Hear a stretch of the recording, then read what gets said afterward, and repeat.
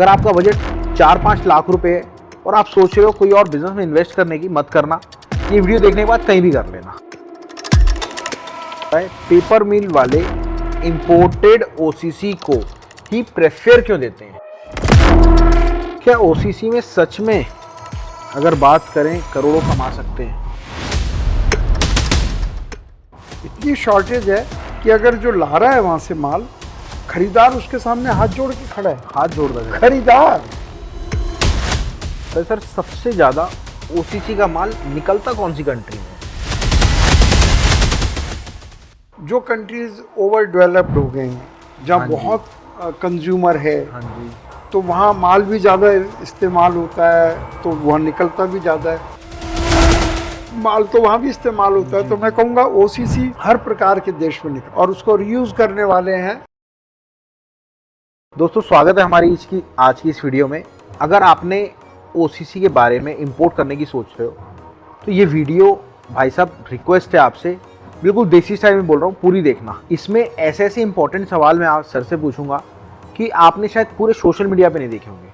अगर आपका बजट 4-5 लाख रुपए है और आप सोच रहे हो कोई और बिजनेस में इन्वेस्ट करने की, मत करना। ये वीडियो देखने के बाद कहीं भी कर लेना, क्योंकि इस वीडियो में आपको प्रॉपर वो आइटम बता रहा हूँ मैं जो कि 4-5 लाख रुपए में आराम से आपका इंपोर्ट हो जाएगा और कुछ भी नहीं करना, बस स्टार्ट करना अपने बिजनेस को। और किन से बात करूंगा मैं बात करूंगा डॉक्टर शुगुप्ता सर से, जिनके पास एक्सपीरियंस है 50 साल का। आप लोग लोकल में काम करते हो, लॉस हो जाता है, घाटा हो जाता है, और फिर दोबारा से कोई और धंधा चालू करते हो, ऐसी आपकी ज़िंदगी कट जाती है। बट इन्होंने, सर ने 50 साल लगा दिए एक ही बिजनेस में। तो जानते हैं सर से और पूरा प्रॉपर ब्यौरा पूछते हैं कि ये ओसीसी का आइडिया सर को एक्चुअली में आया कहाँ से इंपोर्ट करने का। बिल्कुल। तो ये पहला क्वेश्चन है आपका। हाँ सर, आपसे ही क्वेश्चन है पहला। देखिए, ओसीसी का मेरा बिल्कुल भी आइडिया नहीं था। ठीक है। मैं तो मेटल स्क्रैप के लिए जी। जाता था। जी जी जी। तो एक बार मैं लंदन गया, तो जब मैंने वहाँ एक ओसीसी का यार्ड ही कहलाएगा, जी। कई एकड़ में बना हुआ यार्ड था, आज अच्छा। तक मुझे याद है। और उसमें यानी ट्रक चल रहे थे, कारें चल रही थी, चारों तरफ बड़े बड़े समझो पहाड़ से लगे हुए थे। तो मैंने सोचा कि इतना ओसीसी पैदा निकलता है, तो वो मेरी एक क्यूरियोसिटी हुई।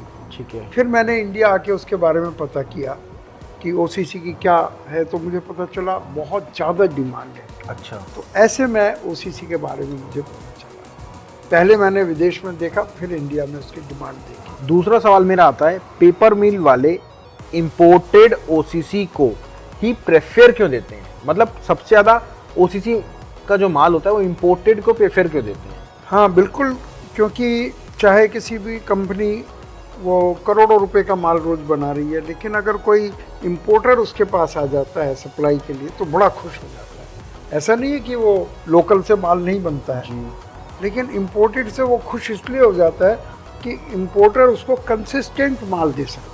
यानी अगर उसकी कंपनी की रिक्वायरमेंट 50 ट्रक डेली की है, तो वो उसको 25 ट्रक डेली दे सकता है, तो उसकी तकलीफ कम हो गई। बिल्कुल। और माल की क्वालिटी भी बहुत बार अच्छी होती है, क्योंकि यहाँ रीयूज वाला होता है, वहाँ फ्रेश का होता है। तो इतना माल कैसे मिल जाता है सर इंपोर्टेड? आप ये देखिए, जो कंट्रीज़ हैं, बड़े बड़े कंट्रीज़ हैं, माल तो अल्टीमेटली बॉक्सेज में जाएगा। बिल्कुल। और इंडिया में बहुत बड़ा कंट्री है, लेकिन अभी भी बिना बॉक्सेस के भी सप्लाई होता है, बोरों के अंदर, दूसरी तरह से। हर एक की अलग अलग तो इसलिए बाहर तो carton is a necessity. Fridge भी जाएगा तो कार्टन में जाएगा, छोटी आइटम बड़ी आइटम हर एक के लिए कार्टन चाहिए। तो वहाँ का थोड़ा सा बेटर। क्या ओसीसी में सच में अगर बात करें करोड़ों कमा सकते हैं? बिल्कुल करोड़ों कमा सकते हैं, क्योंकि डिमांड बहुत ज़्यादा है। एक्यूट शॉर्टेज है इंडिया में। इतनी शॉर्टेज है कि अगर जो ला रहा है वहाँ से माल, खरीदार उसके सामने हाथ जोड़ के खड़ा है। हाथ जोड़ दे खरीदार। ऐसा तो नहीं कभी सुना है किसी काम में कि खरीदार हाथ जोड़ रहा हो? वो तो सर, पर हमारे लोकल में फिर भी नखरे। हाँ, लोकल के लिए नखरे होते हैं। लोकल इंपोर्टर का बहुत नाम है, इंपोर्टर के कॉलर खड़े रहते हैं। अगला सवाल मेरा आता है सर, सबसे ज्यादा ओसीसी का माल निकलता कौन सी कंट्री में? राहुल जी, सब कंट्रीज में निकलता है, पर जो कंट्रीज ओवर डेवलप्ड हो गए हैं, जहाँ हाँ जी। बहुत कंज्यूमर है, हाँ जी। तो वहाँ माल भी ज़्यादा इस्तेमाल होता है, तो वहाँ निकलता भी ज़्यादा है। मैंने देखा अमेरिका में कई बार, मैं तो उस टाइप का हूँ कि किसी मॉल में गया तो मॉल के पीछे जाकर देखा तो वहाँ एक बड़े बड़े कंटेनर लाइन में लगे हुए हैं कि हर चीज़ कंटेनर से निकल के, वो कार्टन से निकल के बिक रही है। तो उन्होंने पूरा एक सिस्टम लगा रखा है, खोला और कार्टून को उसमें डाला और कार्टून जो है सीधा कंटेनर में चला गया। ऐसे पूरा भर जाता है, फिर दूसरा कंटेनर, एक एक दिन में 3-3, 4-4 कंटेनर भर जाते हैं। तो मैं कहूँगा जैसे अमेरिका है, कनाडा है, ऑस्ट्रेलिया है, यूरोप के सारे कंट्रीज़ हैं, इनमें निकलता है। और जो अफ्रीकन कंट्रीज़ हैं वहाँ भी निकलता है, क्योंकि वहाँ उसका रिसाइकलिंग का बंदोबस्त नहीं है, माल तो वहाँ भी इस्तेमाल होता है। तो मैं कहूँगा ओसीसी हर प्रकार के देश में निकल, और उसको रीयूज़ करने वाले हैं इंडिया जैसे लोग, India, Korea, Pakistan, Bangladesh, developing countries हैं, उसमें उसको यूज़ करते हैं। सर अगला सवाल मेरा आता है, इंपोर्ट की लाइन में सबसे बड़ा सीक्रेट क्या होता है जो आप और वीडियोस में नहीं बताते? नहीं, हम तो सब में बताने की कोशिश करते हैं, पर आपने अलग से पूछा है। तो इंपोर्ट में देखिए, शुरुआत में सही बायर भी आपके पास होना चाहिए, इंडिया में सही खरीदार। ऐसे नहीं आप किसी से भी पूछ रहे हैं आप लेंगे क्या, आप लेंगे क्या। एंड यूज़र हो तो अच्छा है, जो फैक्ट्री है जो उसको रिसाइकिल कर रही है। तो इंडिया की तो ये है। बाहर का भी वो बिल्कुल जेन्युइन आदमी होना चाहिए सप्लायर, और जेन्युइन को जेन्युइन रखने के लिए इंस्पेक्शन ज़रूर होना चाहिए, लोड होते टाइम कोई गलती ना हो। जब आप अच्छा काम करेंगे तो ये सब चीज़ों पर लोग ध्यान नहीं देते हैं। लोग सोचते हैं बैठ के हमने फ़ोन किया बस माल आ गया, बिल्कुल, तो उनके साथ धोखा होता है। वरना बहुत स्मूथ काम है, बहुत ही बढ़िया काम है। तो इसका जो रेट है, ओसीसी का रेट, हाँ। वेस्ट पेपर का डिसाइड कैसे होता है, अगर रेट की बात करें तो? देखिए, वैसे तो मैं ये कहूँगा कि इसमें अभी सट्टेबाज नहीं आए हैं, कॉपर और एल्युमिनियम की तरह जी, और चांदी की तरह। बिल्कुल, जैसे चांदी अभी देखी थी कितना ऊपर थी, टच। अभी मेरी नॉलेज में नहीं है कि ओसीसी में सट्टेबाज आ गए हों, क्योंकि उसका नॉर्मल रेट चलता है ऊपर हाँ, नीचे। तो वो सप्लाई एंड डिमांड पर ही होता है, तो कोई बहुत ज़्यादा ऊपर नीचे नहीं होता है। लेकिन डॉलर से भी थोड़ा सा फर्क पड़ता है, डॉलर ऊपर जा रहा है नीचे जा रहा है, रेट डिसाइड करती है डिमांड और हाँ फ्रेट का भी। अब जैसे तेल महंगा हो रहा है तो थोड़ा सा फ्रेट बढ़ जाएगा, पर उससे क्या होता है, ओसीसी का रेट बढ़ जाएगा, बिल्कुल ऑल टुगेदर बढ़ जाएगा। तो कोई डिसाइड वाली बात नहीं, सप्लाई एंड डिमांड पर ही हो। इंपोर्ट में सबसे डेंजरस मिस्टेक क्या है जो लोग करते हैं? गलत आदमी के हाथ में पैसा देना। अगर उसके हाथ में पैसा पहुंच गया गलत आदमी के हाथ में, तो पैसा वापस नहीं मिलेगा। सर क्या बिना गोडाउन के भी इंपोर्ट हो सकता है?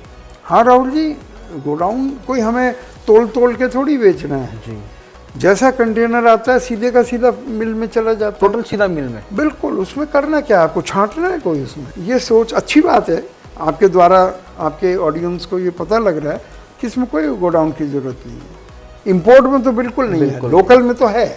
लोकल में आपको छांट के रखना पड़ेगा, गोडाउन बनाना पड़ेगा।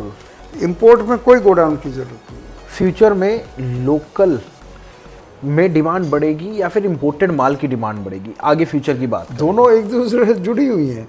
लोकल डिमांड बढ़ने का मतलब है इंपोर्ट की डिमांड बढ़ेगी। डिमांड बढ़ेगी अगर लोकल डिमांड, और लोकल डिमांड तो बढ़नी ही बढ़नी है, क्योंकि डेवलपमेंट बढ़ रहा है, प्रोडक्शन बहुत तेज़ी से बढ़ रहा है। तो पैकिंग के बगैर तो कुछ जा ही नहीं सकता। ओसीसी का मतलब है पैकिंग, बिना पैकिंग के कुछ भी मूव नहीं हो सकता। अब मेरा आखिरी सवाल है सर, ये आखिरी का एक सवाल सटीक है, कौन कौन एक्चुअल में ये ओसीसी की आइटम, वेस्ट पेपर जिसे हम बोलते हैं, इंपोर्ट कर सकता है? राहुल जी, जो भी भारतीय नागरिक हो जी, या एनी कंपनी, भारतीय कंपनी ना भी हो जी, जो कंपनी भारत में खुल गई वो इंपोर्ट कर सकती है। अच्छा, ये आपका जन्म सिद्ध अधिकार है इंपोर्ट करना। No government, Indian government can not stop you किसी भी उसमें कि आप इंपोर्ट कर सकते हैं, ये आपका अधिकार है। एक आखिरी सवाल आ गया, मैं पूछ लेता हूँ। हाँ, हाँ। क्या पोर्ट पे कंटेनर रुक भी जाते हैं क्या इंपोर्ट करते समय? ऐसा मेरी नॉलेज में कम आया है, लेकिन कभी कभी क्या होता है, किसी भी कारण से ज़्यादा एकदम से लोड आ गया, आगे ट्रेन अवेलेबल नहीं है, तो थोड़ा डिले हो जाता है 1-2 दिन का। बस रोक सकता नहीं है एक्चुअली में पोर्ट। आप ये सोचिए कि माल लगातार शिप उतार रहे हैं, पर डॉक्यूमेंटेशन में अगर कोई गलती हो तब तो रुक सकता है। यही तो यहाँ पर तो आपका रोल आता है, हाँ बिल्कुल। बताएं थोड़ा सा। देखिए, अगर आप स्टार्ट करना चाह रहे हैं अपना खुद का इंपोर्ट एक्सपोर्ट, तो सर के साथ पर्सनल मीटिंग कर सकते हैं, और उस मीटिंग में सर एक एक चीज़ आपको बताएंगे, पूरा प्रॉपर हैंड होल्डिंग कैसे देते हैं। हैंड होल्डिंग मतलब एक शिपमेंट कराने में जो भी प्रोसेस लगता है उसको सर पूरा एक्सप्लेन करते हैं, पूरा बताते हैं, और आपको एक शिपमेंट कराने में पूरी हेल्प करते हैं। तो अगर आप चाहते हैं सर से लाइव मीटिंग करना, तो जूम पे आप कुछ भी नहीं करना, लाइव मीटिंग मतलब नंबर पे कॉल करो, मैम से समझ लो क्या डिटेल है। तो आई होप ये जानकारी आपको समझ में आई होगी। अगर कुछ और जानकारी चाहिए तो आप कॉल करके मैम से ले सकते हैं। सप्लायर चाहिए सप्लायर मिल जाएंगे, आपको बायर चाहिए बायर मिल जाएंगे, आपको मिल के काम करना है वो हो जाएगा, सारी चीज़ हो जाएंगी। तो सर को हम ना डिस्टर्ब ज़्यादा करते हुए, और अगर आप चाहते हैं ऐसी वीडियोज़ चाहिए तो प्लीज़ नीचे आप अपने कमेंट टाइप करो, लिखो कि आपको ऐसी वीडियोज़ चाहिए। तो मिलते हैं अगली बार। नमस्कार, thank you sir for coming. Thank you Rahul. नमस्कार, मिलते हैं अगली बार।